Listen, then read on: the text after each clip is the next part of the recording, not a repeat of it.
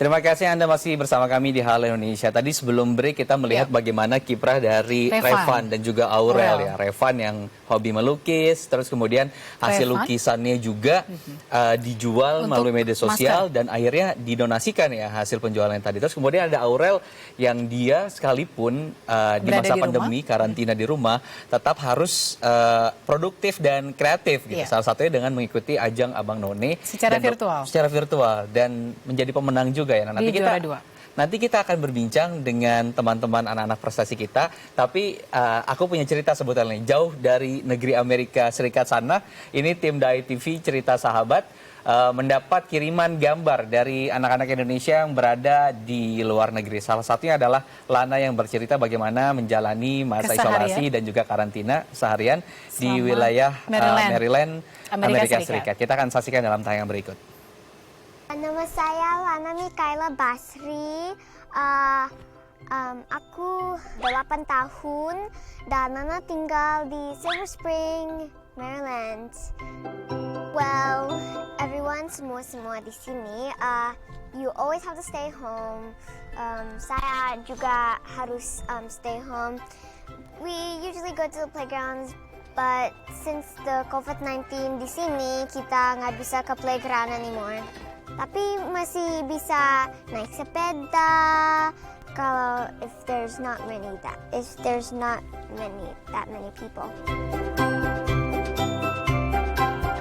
Bored di COVID-19, Lana bisa belajar atau membaca buku. Belajar dari ini ada banyak buku.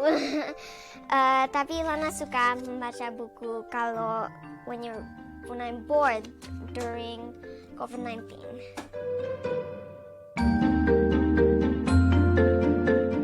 Dan favorite spot di rumah or outside di balkoni. Lana suka main sama adiknya Lana, bisa joget-joget, menyanyi, bisa masak sama mamanya, like pancakes. Nah, ini mamanya saya, tapi kita nggak bisa tanya-tanyain karena kayaknya mamanya saya lagi meeting. Kesulitan di online class itu adalah Lana nggak bisa mengelihat teman-teman, nggak bisa main-main sama teman-teman. You just can't have that much fun karena bosen when you're just stuck at home just doing online learning. Coronavirus, the pandemic is over soon, and I hope everyone is happy at the end of the coronavirus. Pesan untuk keluarga di Indonesia dan teman-teman di Indonesia itu stay home, stay safe, and stay healthy, and keep washing your hands. Kesulitan, kalau aku belajar di rumah aku nggak punya kuota. Kalau aku pasti gitu ya mungkin. Tapi kok lebih enak dengerin Lana ya. Tapi itulah gimana cerita anak-anak di luar gitu ya. Kalau mereka harus menjalani masa karantina belajar online. Akhirnya juga kursus masak sama ibunya. Terus kemudian gangguin ayahnya saat kerja di rumah ya. Kayaknya itu juga dirasakan ya sama orang tua di rumah. Nah, kita akan berbincang dengan Ibu Dini Wicaksono selaku orang tua dari Revan. Ini adalah salah satu anak difabel yang kemarin juga kita sempat jadi perbincangan gitu ya karena dia kemampuannya melukis. Betul, dan juga ada Kak Toto yang kemarin membimbing Revan ini supaya bisa tetap melukis sekalipun di masa pandemi. Nah, kita akan sapa Ibunda Revan, ada Ibu Dini. Selamat pagi. Selamat pagi, Mas Iman. Oke, Ibu, kalau kita lihat mungkin boleh cerita dulu ke masyarakat, pemirsa Dai TV tentang gimana sih keseharian Revan ini selama menjalani kegiatan ataupun aktivitas belajar di rumah? Oke, ya Revan juga karena di masa pandemi ini jadi nggak bisa sekolah ya, jadi memang hanya via online. Ketika pertama ini kesulitan juga untuk online kalau untuk anak-anak ABK. Jadi kami tetap melaksanakan kegiatan yang Revan suka gitu ya, kebetulan suka melukis, masak gitu ya, tetap dengan pendampingan penuh dari orang tua dan juga kebetulan terapisnya bisa datang ke rumah dengan one-on-one pengajarannya. Jadi ya alhamdulillah bisa berjalan dengan lancar lah.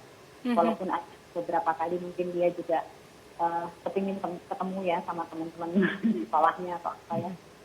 Ya, lalu bagaimana dengan kondisi psikologis Revan sendiri? Karena kan biasa bertemu dengan teman-temannya, dia harus beradaptasi dengan keseharian di rumah. Nah, ada kendala nggak, Bu? Bagaimana mendampinginya selama proses belajar, berkegiatan di rumah?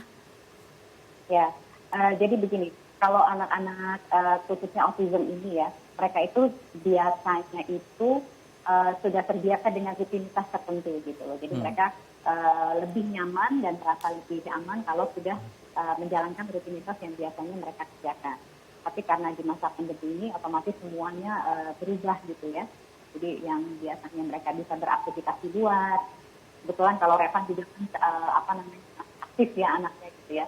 Nah ini juga harus menjadi terbatas lah gitu. Ya kadang-kadang memberi pengertiannya ini memang butuh kesabaran gitu ya.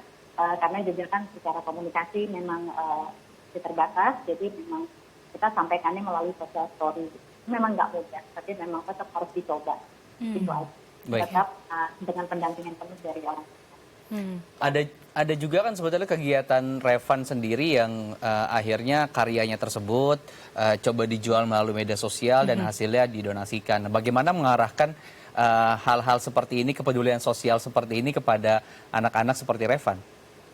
Ya, kebetulan sih ini mengalir seperti ini aja gitu ya. Jadi memang Revan kebetulan punya hobi melukis. Sebetulnya karena sudah saya lihat mulai banyak gambar-gambarnya. Lalu saya mencoba bikin, ini kenapa ya nggak awalnya bikin kalender gitu ya. Bikin kalender ternyata, banyak yang suka gitu ya. Oh ya sudah gitu, lalu bikin apa lagi ya gitu ya. Ini gitu. Setelah waktu itu juga pertama kali kami diajak sama Yayasan untuk ikut gabung di Spekit ya. Spesialis pameran, Revan buka booth di sana bersama teman-temannya ABK yang lain gitu ya untuk menunjukkan minat dan bakat mereka gitu. Ternyata bagus-bagus semua hasilnya juga ya. Pada saat itulah baru terpikirkan bahwa ternyata dari hasil karya lukisan Revan kita bisa jadikan merchandise yang lain gitu ya. Karena Revan beberapa kali diundang juga ikut pameran lukisan gitu. Ternyata di situ ya banyak kok yang senang gitu, dan ini juga senang bisa memberikan motivasi kepada teman-teman Revan yang lain gitu. Supaya bisa berkarya juga. Stimulus lingkungan dan juga tadi saya lihat sebetulnya Ibunda tuh sebenarnya punya peran untuk merajut tadi semuanya gitu ya, menjadi satu kesatuan yang akhirnya juga membuat anak itu menjadi mandiri dan bisa berkembang gitu. Iya, dan hasil karyanya adalah kan lukisan. Nah, ini bentuknya di print atau memang dicetak begitu saja, dan kemudian bentuk yang jadi produk barunya itu apakah cuma hanya masker atau ada bentuk-bentuk yang lain? Banyak sih bentuk-bentuknya, ada berupa kita bikin tote bag juga, ada berupa masker, ada berupa bantal seperti ini, modelnya memang di print. Karena Revan kalau melukis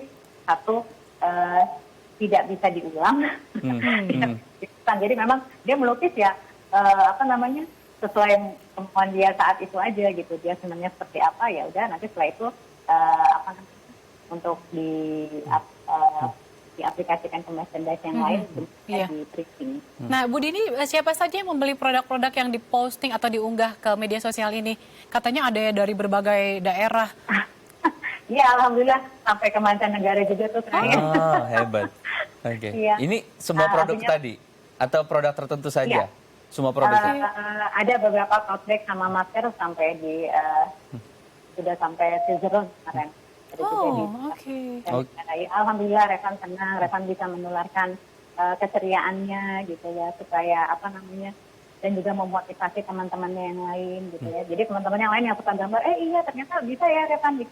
Iya, ayolah Revannya jadi semangat. Kami senang lah. Jadi kita bisa saling support gitu. Oke.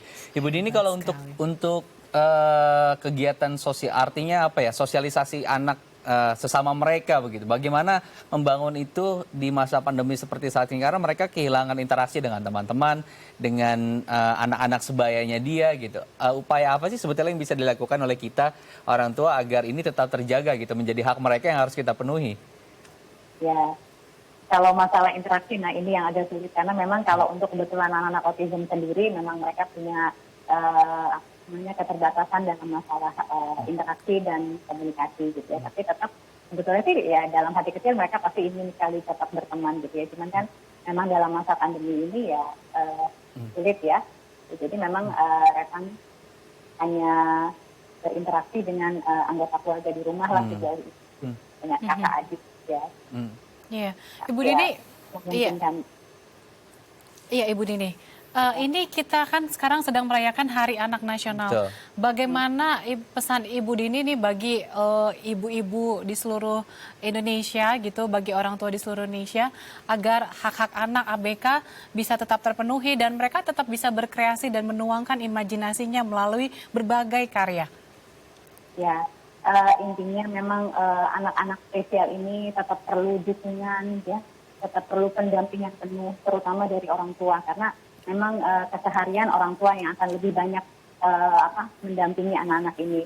Tentunya juga harus bersinergi dengan guru dan terapi di sekolah gitu ya.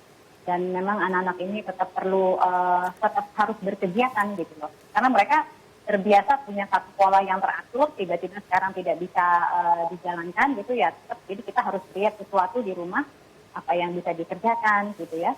Tetap harus belajar, tetap harus terapi atau intinya ajak tetap dia main lah, lempar bola atau kebetulan Revan juga senang masak, jadi kita tetap masak di rumah atau kegiatan yang lainnya gitu. Intinya memang mereka harus tetap sibuk, tetap berkreasi sesuai dengan keinginan dan sesuai dengan hobinya juga.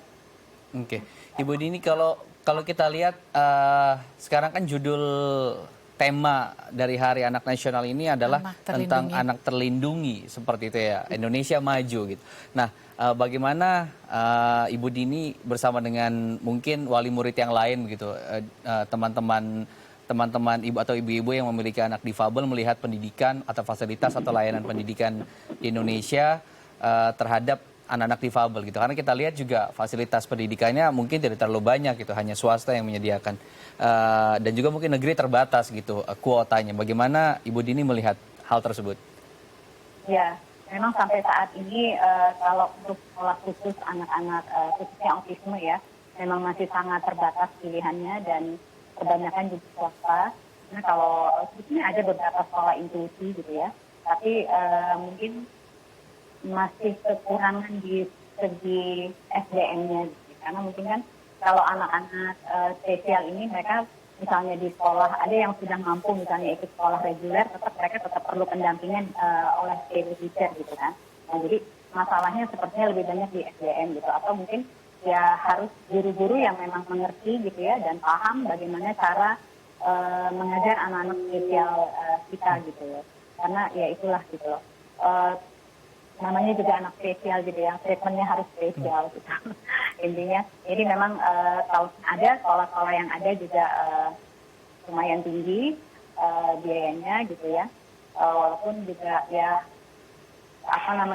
ada sih beberapa sekolah inklusi, tapi belum begitu banyak lah gitu loh yang dan SDM-nya belum memenuhi kriteria yang ada lah. Jadi dilema sebetulnya. Kita kedepannya bisa lebih memperhatikan lagi untuk anak-anak layanan pendidikan tadi. Iya. Oke, ya dilema tadi ya sebetulnya karena ada layanan yang negeri yang mumpuni tapi tadi SDM-nya kurang, ada swasta, terus kemudian harga terlalu mahal yang mungkin tidak terjangkau dengan keluarga-keluarga yang lain gitu. Iya.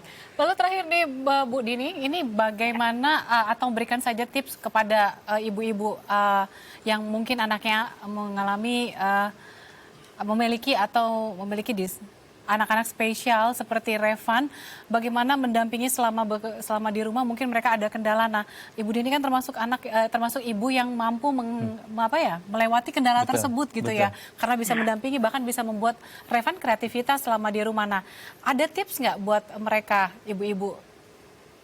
Wah, tipsnya apa ya? Sepertinya sama saja lah semua dengan mama-mama yang lain dan juga papanya ya. Intinya memang pendampingan perlu kita gali lagi lebih dalam gitu ya. sukanya apa sih anak ini gitu. Memang harus dicoba gitu loh. Kita coba, nanti kita lihat oh dia suka atau enggak, nanti sampai sejauh mana dia bisa menjalankan aktivitas ini. Kemudian ya memang harus difasilitasi, didampingi, dan juga seperti yang memberi semangat lah gitu loh. Karena kalau sebetulnya tetap kalau memang orang tuanya yang kasih semangat, mereka pasti akan senang sekali gitu. Mendapatkan dukungan ya.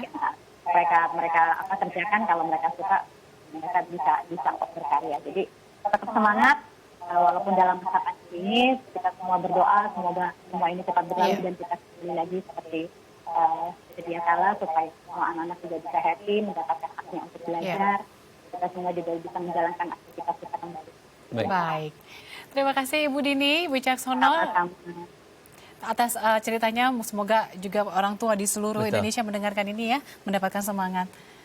Ya, pemirsa, jadi kita akan menghadirkan informasi inspiratif lain. Tetap bersama kami di Halo Indonesia.